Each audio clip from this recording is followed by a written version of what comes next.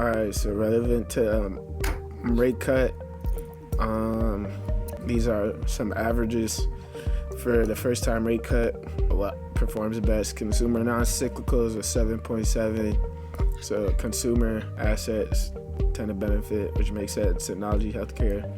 Some of the worst performing ones, ironically, finance. It's opposite. Yeah, these are both ironic because you were just indicating how strong these are looking right now. Utilities, though, suffered.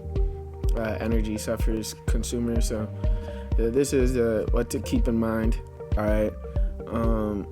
I talked about a new asset I'm looking into. This is basically it. It's called LUNR right here. Oh, I saw it.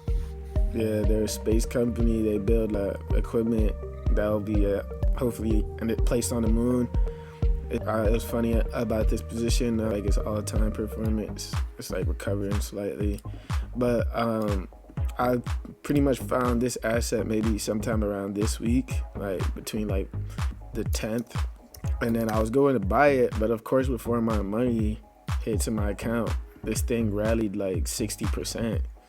So literally as I got caught it around here, it like jumped 60%.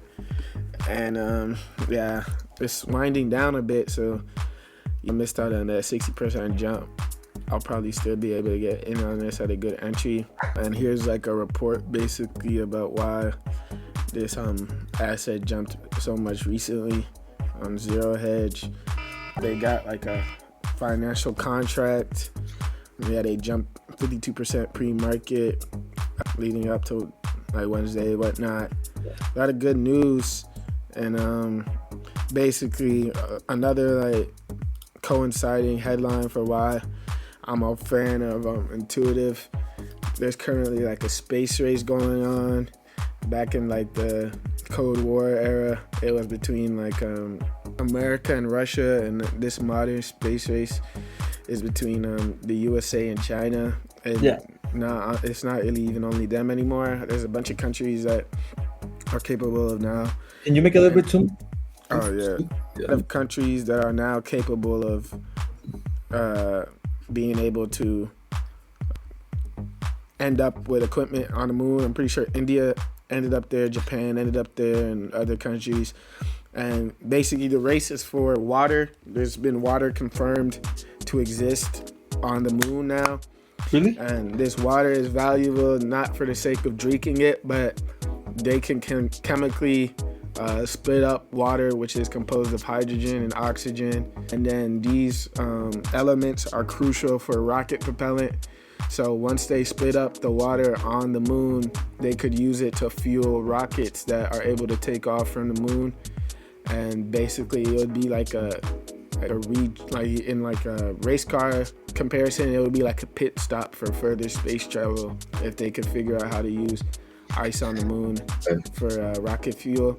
And additionally, there's also resources confirmed like lithium, which is a valuable material for car batteries, and isotopes of helium, which is a necessary component for techniques of nuclear fusion. So nowadays, basically, if there is a space race to go on, it's not necessarily just for the sake of a country saying they did it first, but now there's like confirmed natural resources and extractable components from the moon that would be immediately beneficial to the Earth. So that's why I'm a fan of LUNR, because they're definitely going to be getting a business contract soon. They already, like this article indicated, they already have one with NASA.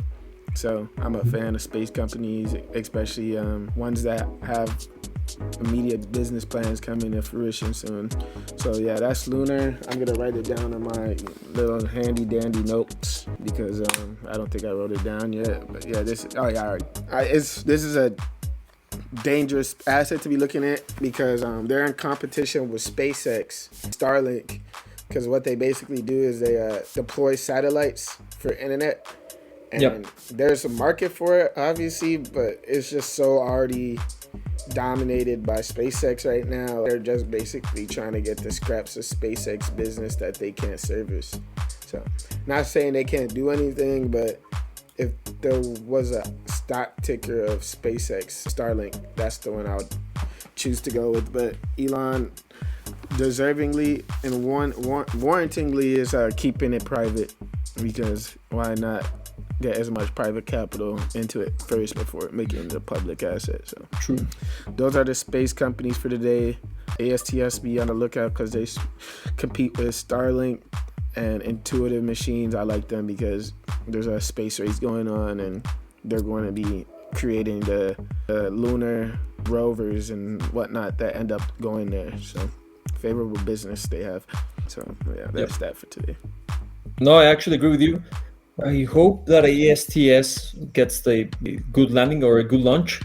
If that happens, that's gonna pop pretty big. Yeah, they just need to get more business from people who need satellite internet that don't choose to go to SpaceX. SpaceX is a rocket company. It's just always funny how the market plays out. The second I put that lunar company on the watch list, it jumped 60%. Like, are you kidding me? Like, you couldn't have waited like a week to do that.